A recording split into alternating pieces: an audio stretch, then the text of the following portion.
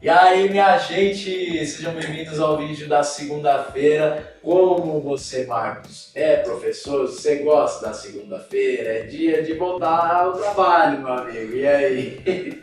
Gosta da segunda? Olha, eu gosto de segunda porque a maioria das segundas-feiras eram meus dias de folga. Oh, então aí tá explicado por que você gosta. Poxa. Exato. Meu amigo, fala aí, dê uma palhinha de como se fala. Vamos, galera, estudar a lição. Let's go study Sabbath School Lesson, mais ou menos assim. Você está indo bem, está indo bem. Ó, muito bem. Vamos lá, galera, estudar a lição da escola sabatina. Mais ou menos essa É isso, então beleza. Let's go, guys, to the Sabbath School lesson. Let's get started now. É isso aí, minha gente. Então vamos lá com esse ânimo aí. Não em inglês, não, a gente está em português, senão o pessoal vai fugir do vídeo aqui. Como os serviços do santuário terrestre, né, meu amigo? Então aqui, o verdadeiro arrependimento é o título da segunda-feira. A lição começa falando, né, sobre a questão do santuário, que acontecia ali no Israel antigo. E, gente, aquilo ali tinha total conexão com o juízo divino. Como que os serviços que eram realizados ali, meu amigo, apontavam para a salvação em Cristo?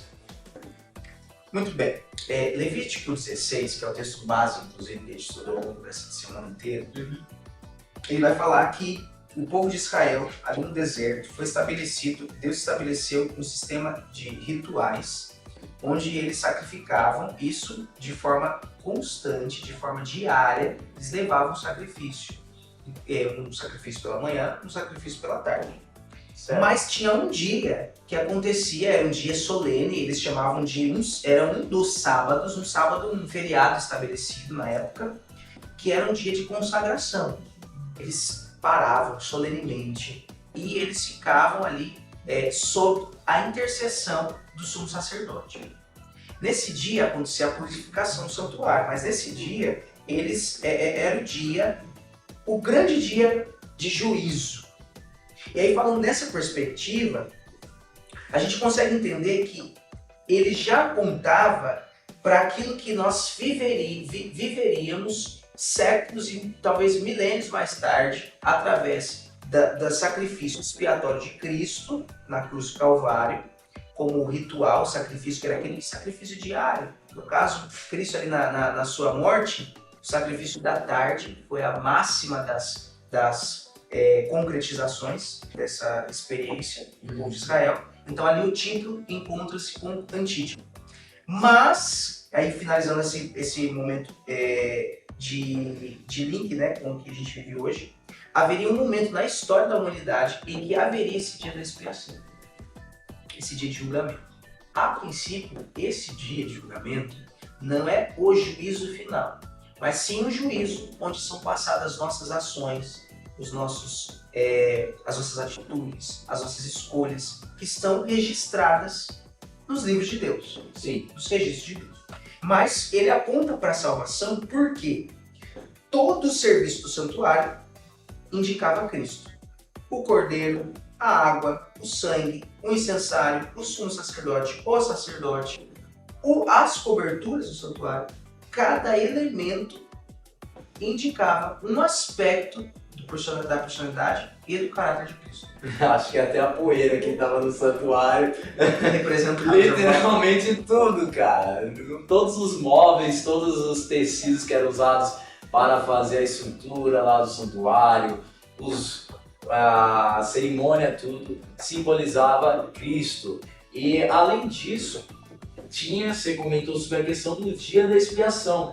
O dia da expiação, ele então revelava ali para o povo de Israel a questão máxima do juízo de Deus durante aquela cerimônia. E você está te perguntando como que isso acontecia, né? Como que era realmente esse dia e o que ele revela sobre a justiça divina mesmo. Muito bem, uma coisa que é interessante a gente destacar é que uma das prerrogativas de Levítico era que, inclusive na estola do sumo sacerdote, tinha uma espécie de sino e umas romãs, que enquanto ele estivesse fazendo a purificação no Santíssimo, no último compartimento do santuário, as pessoas em solenidade, elas estariam ali aguardando para ver a aprovação ou não aprovação de Deus.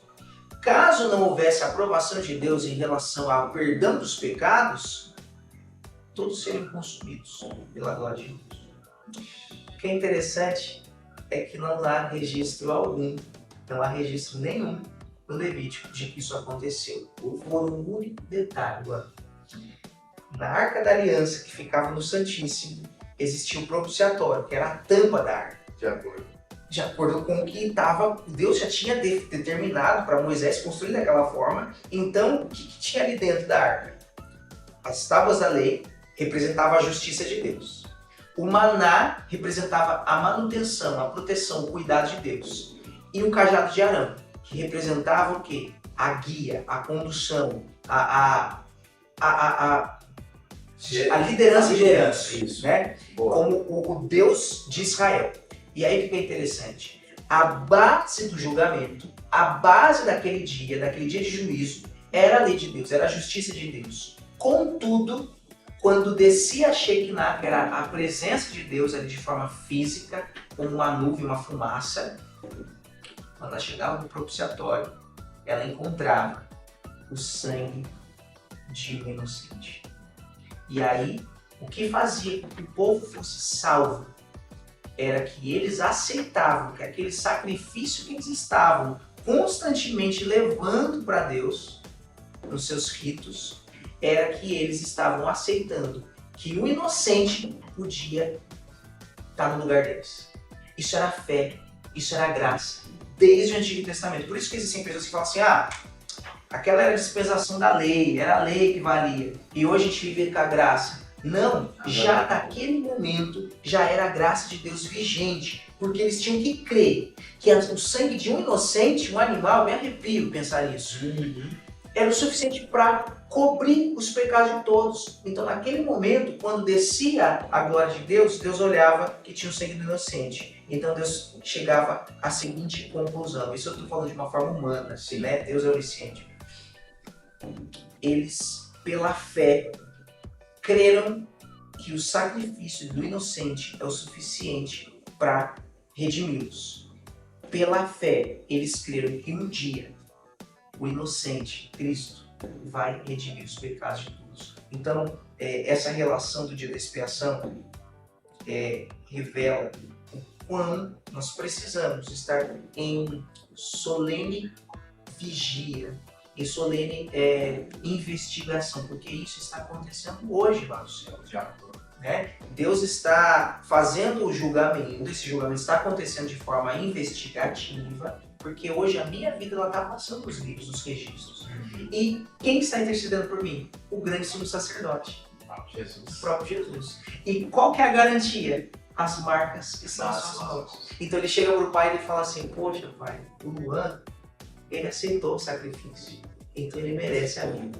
Tá aqui a garantia. E o pai fala, tá aceito, check. Tá certo. E aí apaga todos os pecados. Zera tudo. É isso aí, minha gente. Então, o pessoal que era lá do Antigo Testamento, eles acreditavam ali através daquela cerimônia no santuário, era uma forma educativa de Deus ensinar a salvação para eles. Então, através daquela cerimônia toda que acontecia, o dia da expiação, a morte dos cordeirinhos de forma diária, Deus conseguia ensinar para o povo de Israel a importância da salvação e a importância da remissão dos pecados. Aquilo ali servia como um alerta também para cada um ali que estava vendo aquelas cerimônias.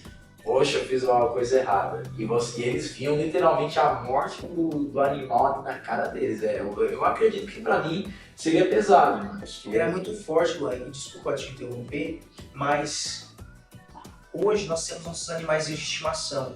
Criar aquela sociedade que era pecuarista, criar um bode, uma ovelha, um carneiro, um boi, é a mesma coisa. Era a mesma coisa. Eu fico imaginando, eles davam um nome.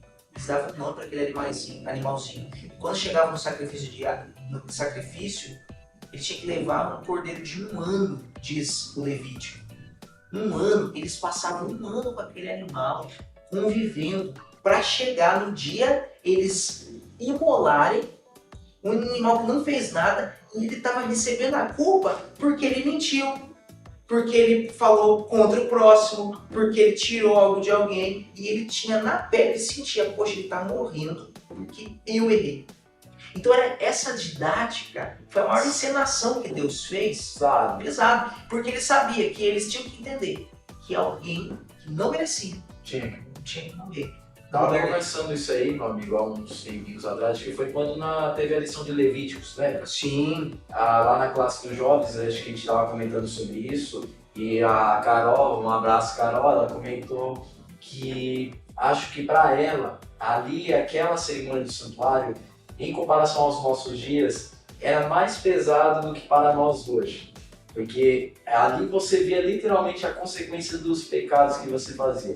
Já nos nossos dias hoje, quantas vezes a gente erra e a gente não vê as consequências das coisas que eu fiz ali já naquele exato momento, na minha cara, um inocente morrendo, você parafraseou um animal de estimação e tinha que ser o melhor, que tinha mais bens, o melhor criado.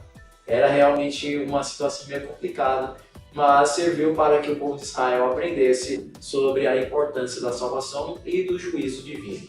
Mas hoje, minha gente, segunda-feira é dia da mensagem musical, conforme vocês ouviram, né? O nosso amigo aqui, ele canta. Então o Marcos ele vai dar uma palhinha de uma música aí que ele gosta para vocês aí. Então com a música dele a gente termina e faz uma oração depois. Vai lá, meu amigo. ok. Diz um ditado, né?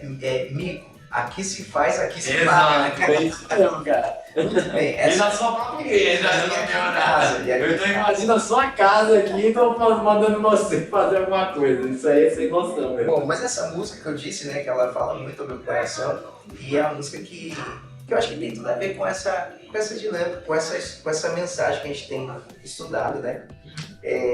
Não sou nada sem Jesus. Vou fazer aqui a capela mesmo, né?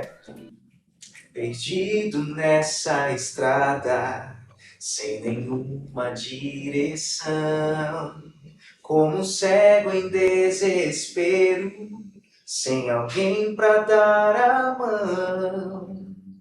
Eu me encontrava sem destino a vagar, não havia nada que pudesse me salvar, mas ele viu e me estendeu sua poderosa mão. Me deu força pra vencer, eu pude ver então. Não sou nada sem Jesus, Ele é tudo para mim, é a razão do meu viver. Sua graça não tem fim, eu não consigo nem pensar o que faria sem Jesus. Não sou nada sem Jesus. Amém! Que bonito! Aí sim, meu bom. Que Deus abençoe você com essa linda voz. Poderia fazer uma oração para nós terminarmos então? Com certeza, vamos orar então. Querido Deus, nós não somos nada sem Jesus. E através do seu sacrifício na cruz, nós temos a garantia, Pai, de vivermos a eternidade ao teu lado. Obrigado, Senhor, porque desde o Antigo Testamento temos estudado a tua palavra, que os teus juízos, Senhor, são perfeitos, os caminhos são de paz, são de vida. E isso nos dá garantia, Senhor, de crermos que o teu caráter, a tua justiça, na cruz do Calvário, foi vindicado. E hoje nós podemos ter a escolha de estar ao seu lado ou não. Mas, Senhor, que cada um de nós que estamos aqui buscando, te adorando, estudando a tua palavra, cada jovem que está aqui no projeto Online com Deus, que ele possa ter um encontro contigo. Permanece conosco, em nome de Jesus. Amém. É isso aí, galera. Então, nos encontramos no vídeo da terça-feira. Fique com Deus e até mais!